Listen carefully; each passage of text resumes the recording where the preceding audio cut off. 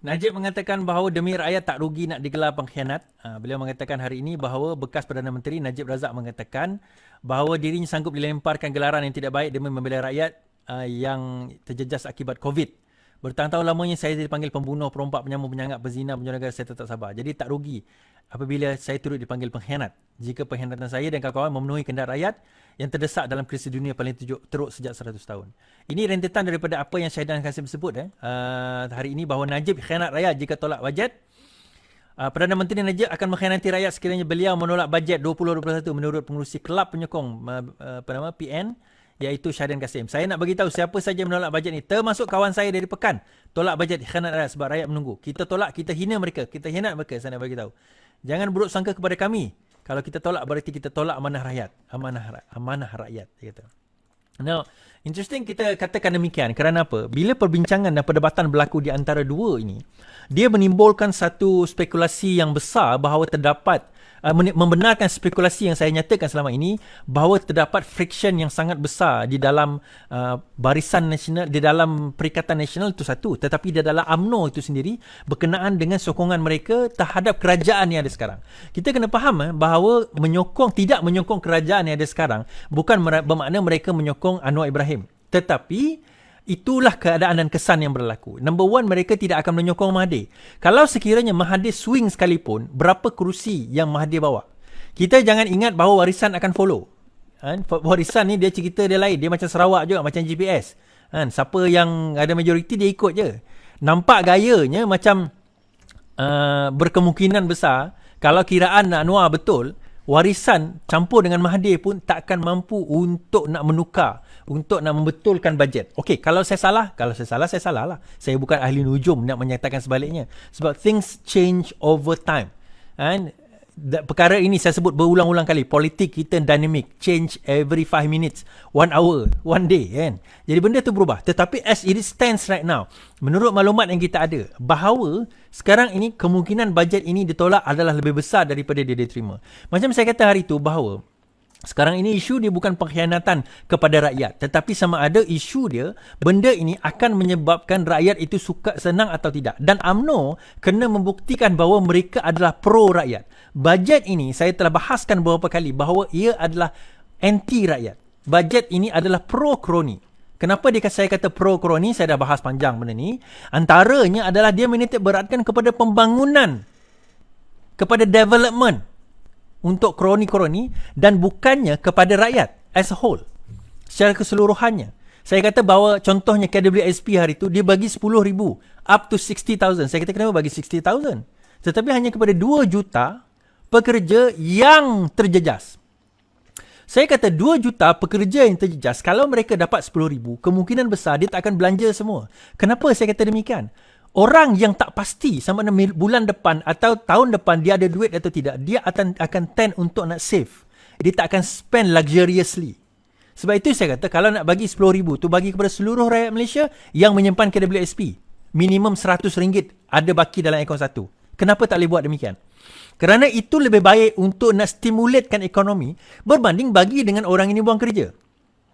Oh, itu kalau kata tak boleh bagi dengan orang dibuang kerja. Tak, dengar dulu kenyataan tu betul-betul. Saya kata bagi kepada semua, termasuk yang tak dibuang kerja. Kenapa pula Is? Kalau kita bagi kepada semua yang tak dibuang kerja, dia tahu dia ada kerja, dia masih ada pendapatan, dia secure dia punya pendapatan, dia boleh keluarkan duit tu, dia boleh berbelanja kalau dia nak. Kalau dia tak nak, tak apalah. Oh, tapi nanti Is kalau dia berbelanja, dia beli iPhone, dia beli PlayStation 5, dia beli tu, dia beli ni, dia renovate rumah, itu terpulang kepada dia dan itu dibenarkan kerana itulah konsep ekonomi. Untuk ekonomi itu nak bergerak, dia perlu ada demand dan supply. Macam mana kita nak bercakap tentang demand kalau tak ada macam mana kita nak cakap tentang supply kalau tak ada demand? Dan kita pun tahu basic teori ekonomi. Basic economic theory, demand dan supply itu adalah satu benda yang perlu. Kalau tak ada demand, supply tak boleh ada. Kalau supply terlalu banyak berbanding dengan demand, apa akan jadi? Supply banyak berbanding dengan demand, harga akan turun. Demand banyak berbanding supply, harga akan naik. Inflation.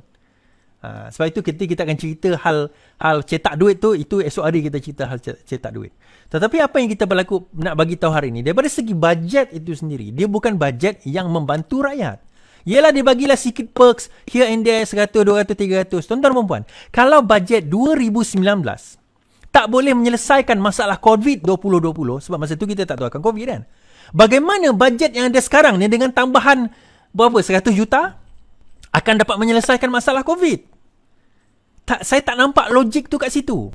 Sebab bajet yang dia kemukakan selain daripada 17 juta berapa juta kepada frontliners, selain daripada itu tak ada beza dengan bajet 2019 2020 lah yang dibentangkan pada tahun 2019 oleh Lim Guan Eng. Jadi saya tak nampak apa bezaan dia. Jadi kalau benda, it's insanity, satu kegilaan kita buat benda yang sama expecting different results. It's insanity that we are doing the same thing expecting different results. We have had the same budget as 2020 punya budget. Kita buat pada 2021 dalam keadaan kita ada COVID. Ialah 2019 kita buat dulu sebab kita tak tahu kita akan ada COVID. Tak fair lah. Tapi sekarang kita dah tahu. Kenapa kita tak buat bajet yang suit kepada keadaan COVID? Saya dah sebut benda ni. Abnormal times requires abnormal budget. Extraordinary budget, bukan abnormal, extraordinary budget. Tetapi kita tak keluar dengan extraordinary budget. So akhirnya kita terkapai-kapai. So will this solve the problem? I don't think so. Adakah dia menyebabkan negara kita bankrupt? Tak. Tetapi yang susah rakyat. Kita sekarang ni berusaha bukannya nak mengkayakan rakyat dah. Kaya tu dah tak ada isu. Tetapi kita dalam usaha untuk brace for impact. Kita usaha untuk cushion the impact. Sekarang ni rakyat ni tengah jatuh daripada bangunan ni tinggi tau. Kerajaan kena sediakan cushion supaya kalau dia jatuh tu memang jatuh dah. Tak boleh nak buat apa, dah akan jatuh. Tetapi biarlah jatuh dia itu dalam keadaan ada cushion.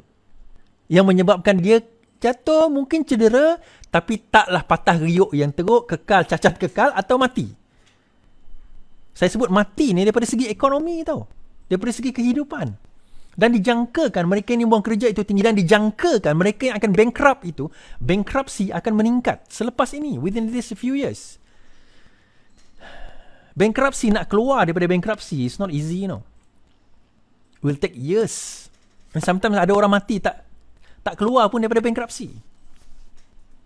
Jadi sebab itu kita kata, kenapa kena tolak bajet? Because of this condition. Dan kalau Mahathir menyokong bajet tersebut, dialah pengkhianat.